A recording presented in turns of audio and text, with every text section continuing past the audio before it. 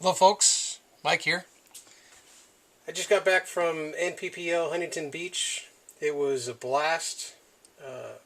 Got to go and see the wonderful folks at the DLX trailer, and I have to say I ended up walking away with my personal color choice, green and purple, brand new DLX 2.0 marker. And I thought while I had the trio here with all the different anodizings, I'd kind of show you or explain the different anodizing and what you can expect and everything else. And the reason I thought this might be relevant is I've seen a post or two where someone said they got a brand new marker and it had a ding or something on it. And I want to explain that these are hand-built markers. A lot of care and consideration goes in these exquisite markers, and that's personally why they are my marker of choice. I absolutely love the craftsmanship, the quality, and everything else that goes into these things. So, with that being said, understand that these aren't assembly line guns. They're handcrafted, they're hand anodized, and occasionally someone will say, "Well, my barrel had a nick or something in it, and it's a brand new gun." That's not the case. These have to go on hangers and be anodized by hand by somebody, a tradesman that's skilled in being able to work with these chemicals to get these guns to look the way they do. I mean, they're works of art. So with that being said, is something has to hold on to this thing while they're dipping it in the chemicals, and sometimes maybe the anodizing doesn't necessarily make it underneath the hanger, and so occasionally you may see a little silver mark here and there, and those aren't nicks, those aren't damage, they're not blemishes.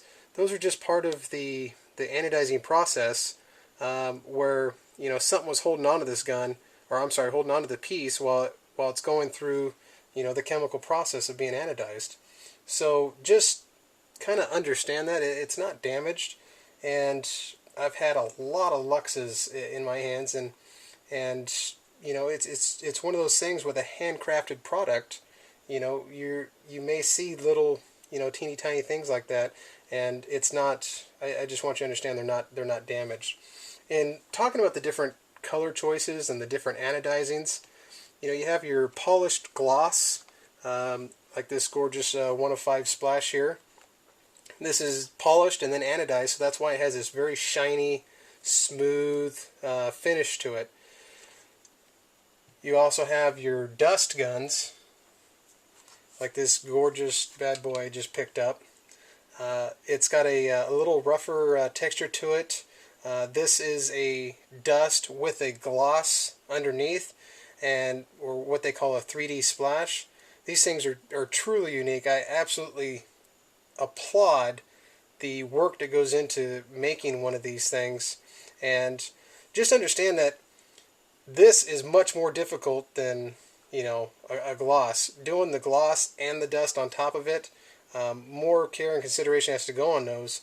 So understand that there may be little you may see little pieces of the the green shining through here. Those aren't blemishes. They're not damaged. That's just part of the unique qualities of doing something this awesome. The dust with the polished, and that's why the 3D splashes are one of my personal favorites.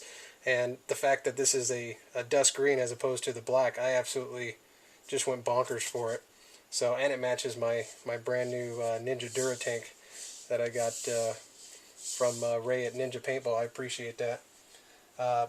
When you talk about the pearl anodizing is truly unique in itself, especially in the sun. I can't even pictures and the video cannot describe how awesome these things look in the sun.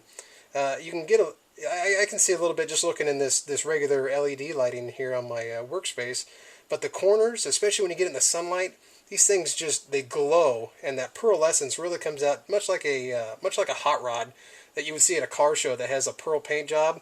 The edges they look electric. They look like they're lit up by a light, and these things are just truly gorgeous in the sun. And you can't capture the beauty in a photograph or on a video camera. It's just something you got to see in person. So with that being said, the pearl anodizing is a thicker ano. It's a type 2 ano, and that's why if you look at some of the lines compared to the lines on a gloss or dust, they look a little bit thicker. That's because the anodizing is thicker. It's actually a tougher anodizing. It's more resistant to scratches and scrapes and stuff. So just know when you look at that, you may see the hanger marks may be a little bit more prominent. They're very, very subtle. I mean, unless you're looking at it with a microscope, you may not see it. But with the pearl anodizing, sometimes the threads have to be cleaned up a little bit. That way, so the barrels can screw together.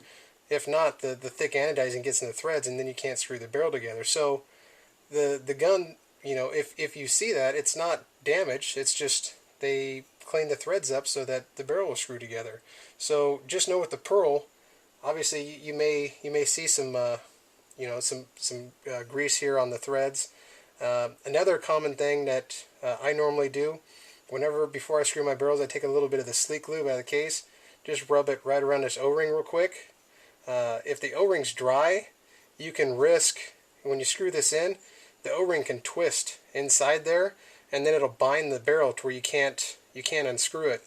Actually, Keith gave me a very useful tip. If that happens just squirt a little WD-40 down in there. Wait a sec, wait for that to work through, and then you should be able to unscrew your barrel, and then you can just replace the bunt of O-ring. But by taking a little sleek lube and just wiping it across that O-ring, just not a lot, just a little bit, just a tad, that helps the barrels screw together real nice and easy, and you don't risk rolling this O-ring inside. So just a helpful tip, a helpful trick, a little explanation of the different anos, and just some of the things that you can see with these beautifully crafted handmade guns. Real quick, if you look at the difference between the pearl and the gloss, this looks like purple chrome, and this obviously looks thicker. It looks deeper, almost kind of like a custom paint job, like it was, like on a hot rod. And those are the differences that you can expect between gloss, pearl, and dust. So I hope it's useful, and you got any questions, feel free to email me, pbn@mustachepaintball.com, or you can send me a private message on PbNation under Cornbread, Kornbred. I appreciate you guys taking a look. Thank you.